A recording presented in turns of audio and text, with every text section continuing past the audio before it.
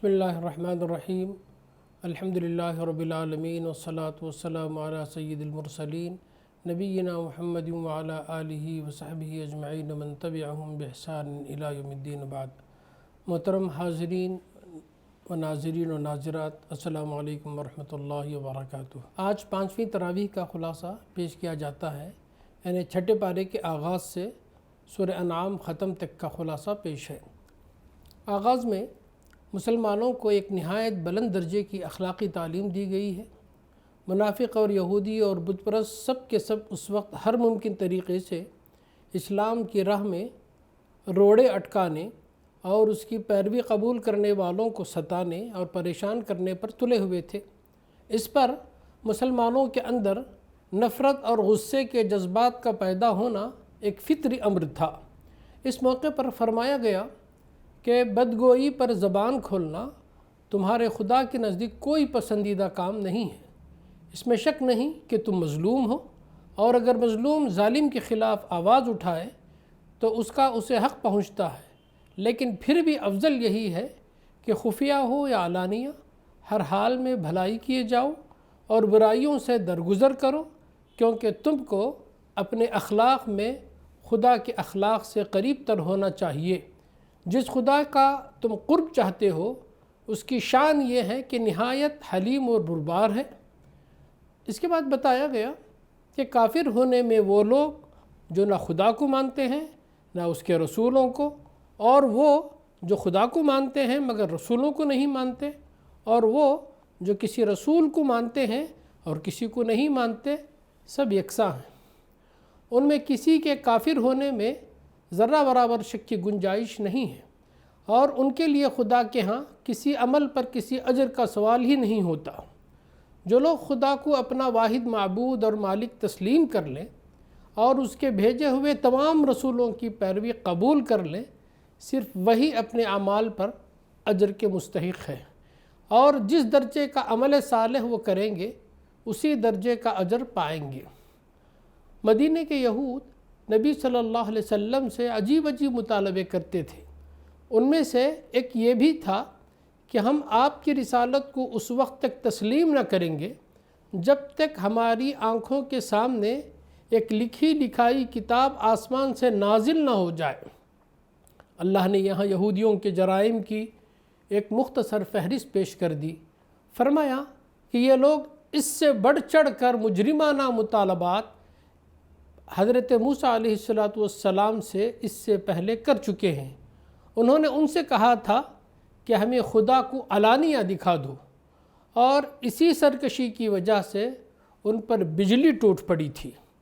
پھر انہوں نے بچھڑے کو اپنا معبود بنا لیا، سبت کے قانون کو توڑا، عہد شکنی کی، سود خوری کی، لوگوں کا مال ناحق کھایا، اللہ کی آیات کو جھٹلایا اور متعدد پیغمبروں کو قتل کیا۔ حضرت مریم علیہ السلام پر سخت بہتان لگایا اور خود کہا کہ ہم نے مسیح عیسیٰ ابن مریم رسول اللہ کو قتل کر دیا، حالانکہ فی الواقع انہوں نے نہ ان کو قتل کیا نہ صلیب پر چڑھایا، بلکہ معاملہ ان کے لیے مشتبہ کر دیا گیا، اور عیسیٰ علیہ السلام کو اللہ نے اپنی طرف اٹھا لیا۔ اللہ نے ان کافروں کے لیے دردناک عذاب تیار کر رکھا ہے۔ لیکن اہل کتاب کے پختہ علم والے ایماندار لوگ جو قرآن اور سابقہ الہامی کتابوں پر ایمان لائے ہیں اور نمازوں کو قائم کرتے ہیں اور زکوٰۃ ادا کرتے ہیں اور آخرت پر ایمان رکھتے ہیں، ان کے لیے اللہ تعالیٰ نے اجر عظیم تیار کر رکھا ہے۔ نبی صلی اللہ علیہ وسلم کوئی نئی اور انوکھی چیز نہیں پیش کر رہے ہیں، بلکہ دراصل آپ کو بھی اسی ایک منبع علم سے ہدایت ملی ہے جس سے تمام پچھلے انبیاء کو ہدایت ملتی رہی ہے، اور آپ بھی اسی ایک صداقت و حقیقت کو پیش کر رہے ہیں جسے دنیا کے مختلف گوشوں میں پیدا ہونے والے پیغمبر ہمیشہ سے پیش کرتے چلے آ رہے ہیں۔ تمام پیغمبروں کو بھیجنے اور آسمانی کتابوں کو نازل کرنے کی ایک ہی غرض تھی، اور وہ یہ تھی کہ اللہ تعالیٰ نوع انسانی پر اتمام حجت کرنا چاہتا تھا، تاکہ آخری عدالت میں کوئی گمراہ مجرم یہ عذر نہ پیش کر سکے کہ ہم ناواقف تھے اور ہم نے حقیقت حال سے آگاہ کرنے کا کوئی انتظام نہیں کیا تھا۔ اہل کتاب خصوصاً عیسائیوں کو دین میں غلو سے منع کیا گیا۔ غلو کے معنی ہے کسی چیز کی تائید و حمایت میں حد سے گزر جانا۔ یہودیوں کا جرم یہ تھا کہ مسیح کے انکار اور مخالفت میں حد سے گزر گئے، اور عیسائیوں کا جرم یہ ہے کہ وہ مسیح کی عقیدت اور محبت میں حد سے گزر گئے اور ان کو خدا کا بیٹا بلکہ خود خدا قرار دے دیا۔ اللہ تعالیٰ نے قرآن مجید کو اپنی دلیل اور واضح روشنی قرار دیا ہے اور بتایا کہ جو بھی قرآن مجید کو مضبوطی کے ساتھ تھام لے گا، اللہ تعالیٰ اس کو اپنے فضل اور رحمت میں داخل فرمائے گا اور اس کو صراط مستقیم پر چلائے گا۔ سورہ مائدہ 3 بڑے مضامین پر مشتمل ہے۔ نمبر 1، مسلمانوں کی مذہبی، تمدنی اور سیاسی زندگی کے متعلق مزید احکام و ہدایت۔ اس کے سلسلے میں سفر حج کے آداب مقرر کیے گئے۔ شعائر اللہ یعنی خدا پرستی کے مسلک کی نمائندگی کرنے والی نشانیاں، ان کے احترام اور زائرین کعبہ سے عدم تعرض کا حکم دیا گیا۔ کھانے پینے کی چیزوں میں حرام و حلال کے قطعی حدود قائم کیے گئے اور دور جاہلیت کی خود ساختہ بندشوں کو توڑ دیا گیا۔ اہل کتاب کے ساتھ کھانے پینے اور ان کی عورتوں سے نکاح کرنے کی اجازت دی گئی۔ وضو اور غسل اور تیمم کے قاعدے مقرر کیے گئے۔ بغاوت اور فساد اور سرقہ یعنی چوری کی سزائیں معین کی گئی۔ شراب اور جوے کو قطعی حرام کر دیا گیا۔ قسم توڑنے کا کفارہ مقرر کیا گیا اور قانون شہادت میں مزید چند دفعات کا اضافہ کیا گیا۔ نمبر 2، مسلمانوں کو نصیحت کی گئی۔ اب چونکہ مسلمان ایک حکمران گروہ بن چکے تھے، اس لیے ان کو خطاب کرتے ہوئے بار بار نصیحت کی گئی کہ عدل پر قائم رہیں، اپنے پیش رو اہل کتاب کی روش سے بچیں، اللہ کی اطاعت اور فرما برداری اور اس کے احکام کی پیروی کا جو عہد انہوں نے کیا ہے اس پر ثابت قدم رہیں۔ نمبر 3، یہودیوں اور عیسائیوں کو نصیحت۔ یہودیوں کا زور اب ٹوٹ چکا تھا اور شمالی عرب کی تقریباً تمام یہودی بستیاں مسلمانوں کے زیر نگیں آ گئی تھیں۔ اس موقع پر ان کو ایک بار پھر ان کے غلط رویے پر متنبہ کیا گیا اور انہیں راہ راست پر آنے کی دعوت دی گئی۔ نیز چونکہ صلح حدیبیہ کی وجہ سے عرب اور متصل ممالک کی قوموں میں اسلام کی دعوت پھیلانے کا موقع نکل آیا تھا، اس لیے عیسائیوں کو بھی تفصیل کے ساتھ خطاب کر کے ان کے عقائد کی غلطیاں بتائی گئیں اور انہیں نبی عربی صلی اللہ علیہ وسلم پر ایمان لانے کی دعوت دی گئی۔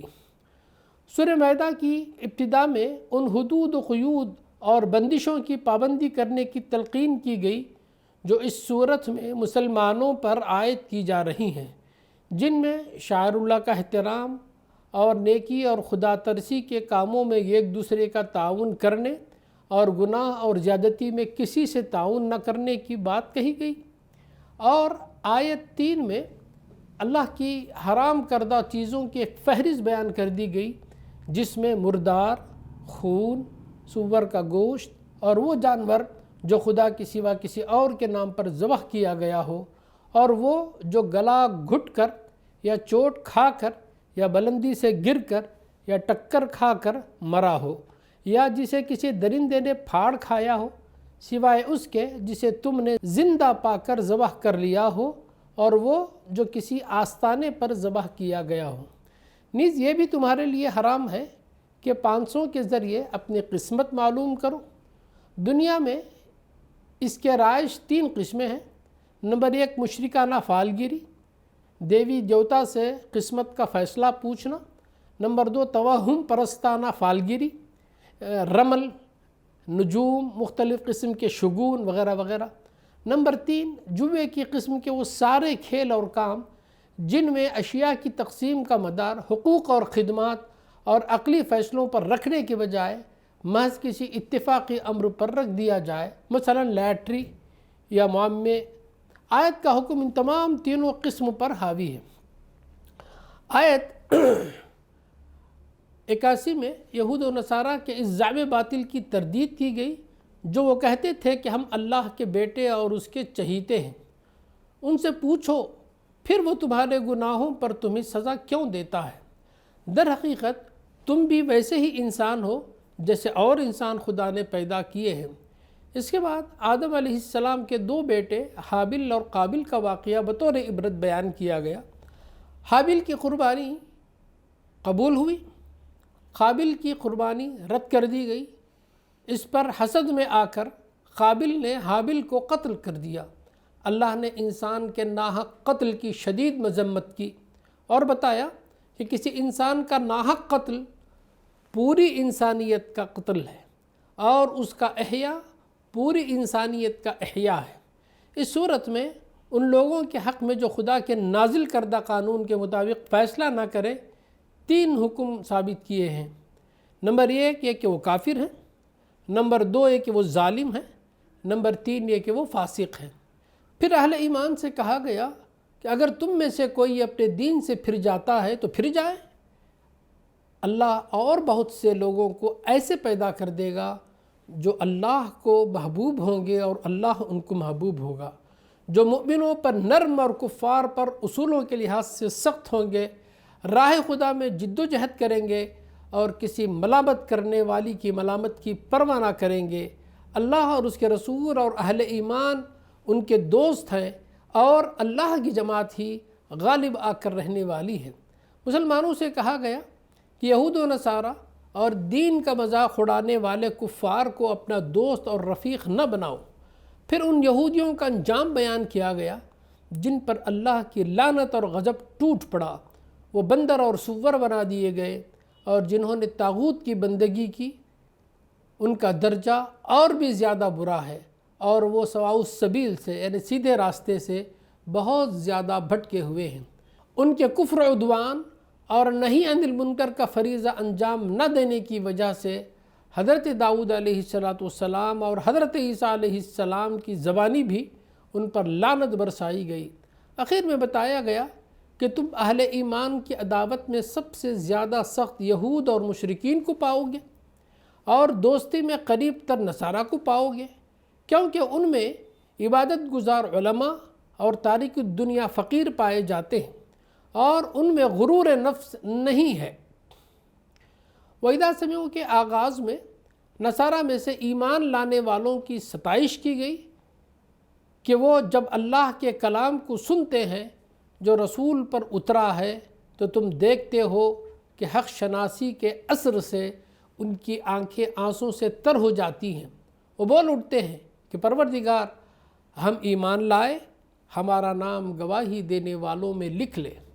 آخر کیوں نہ ہم اللہ پر ایمان لائیں اور جو حق ہمارے پاس آیا ہے اسے کیوں نہ مان لیں، جبکہ ہم اس بات کی خواہش رکھتے ہیں کہ ہمارا رب ہمیں صالح لوگوں میں شامل کرے۔ ان کے اس قول کی وجہ سے اللہ نے انہیں ایسی جنتیں عطا کی جن کے نیچے نہریں بہتی ہیں اور وہ ان میں ہمیشہ ہمیشہ رہیں گے۔ یہ بدلہ ہے نیک رویہ اختیار کرنے والوں کا، اور جنہوں نے اللہ کی آیات کا انکار کیا اور جھٹلایا وہ جہنم کے مستحق ہے۔ اس کے بعد اہل ایمان سے کہا گیا کہ خود حلال و حرام کے مختار نہ بن جاؤ۔ حلال وہی ہے جو اللہ نے حلال کیا ہے، اور حرام وہی ہے جو اللہ نے حرام کیا ہے، اور جو کچھ حلال و طیب رزق اللہ نے تم کو عطا کیا ہے اسے کھاؤ اور پیو۔ اس خدا کی نافرمانی سے بچو جس پر تم ایمان رکھتے ہو۔ پھر قسم کی حفاظت کا حکم دیتے ہوئے بتایا کہ جو مہمل قسمیں تم کھا لیتے ہو ان پر اللہ تمہاری گرفت نہیں کرتا، مگر جو قسمیں تم جان بوجھ کر کھاتے ہو ان پر وہ ضرور تم سے مواخذہ کرے گا۔ ایسی قسم توڑنے کا کفارہ 10 مسکینوں کو اوسط درجے کا کھانا کھلانا ہے، یا انہیں کپڑے پہنانا ہے، یا ایک غلام آزاد کرنا ہے۔ جو اس کی استطاعت نہ رکھتا ہو وہ 3 دن کے روزے رکھے۔ پھر بتایا کہ یہ شراب اور جوا اور یہ آستانے اور پانسے، جوے کی قسم ہے پانسے، یہ سب گندے شیطانی کام ہیں، ان سے پرہیز کرو، امید ہے کہ تمہیں فلاح نصیب ہوگی۔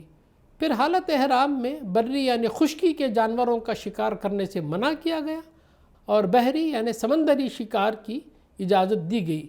عربوں کو اللہ نے اپنا احسان یاد دلایا کہ کس طرح اس نے لوگوں کے لیے کعبۃ اللہ اور حرم مکی کو اجتماعی زندگی کے قیام کا ذریعہ بنایا اور قربانی کے جانوروں کو اس کام میں معاون بنا دیا۔ بیت اللہ کی مرکزیت قائم کر کے اللہ نے تمہارے لیے وہ انتظام کر دیا جس کی بدولت تمہاری تمدنی، معاشی اور قومی زندگی برقرار رہ سکی۔ اس کا تقاضا ہے کہ تم اس کے شکر گزار بنو، اس کے احکام کی پابندی کرو، خلاف ورزی سے بچو۔ پاک اور ناپاک بہرحال یکساں نہیں ہے، خواہ ناپاک کی بہتات تمہیں کتنا ہی فریفتہ کرنے والی ہو۔ بیجا سوالات سے منع کیا گیا۔ جس طرح ہمارے ملک میں گائے، بیل اور بکرے خدا کے نام پر یا کسی بت یا قبر یا دیوتا کے نام پر چھوڑ دیے جاتے ہیں اور ان میں سے کوئی خدمت لینا، فائدہ اٹھانا، انہیں ذبح کرنا حرام سمجھا جاتا ہے، اسی طرح زمانے جاہلیت میں اہل عرب بحیرہ، سائبہ، وسیلہ اور حام کے ناموں سے مختلف نوعیت کے اونٹوں اور اونٹنیوں اور بکریوں کو پن کر کے چھوڑ دیا کرتے تھے۔ ان تمام جاہلی رسومات کی تردید کی گئی۔ قانون شہادت میں چند دفعات کا اضافہ کیا گیا۔ حضرت عیسیٰ اور مریم علیہ السلام پر اللہ کے انعامات اور معجزات اور دعوت توحید کا تذکرہ کیا گیا۔ اس حقیقت اور سچائی کو تسلیم کرنے والوں کے لیے ابدی جنتوں کی بشارت دی گئی۔ اقول قولی ھذا واستغفر اللہ لی ولکم ولسائر المسلمین من کل ذنب فاستغفروہ انہ هو الغفور الرحیم۔ وآخر دعوانا الحمد للہ رب العالمین۔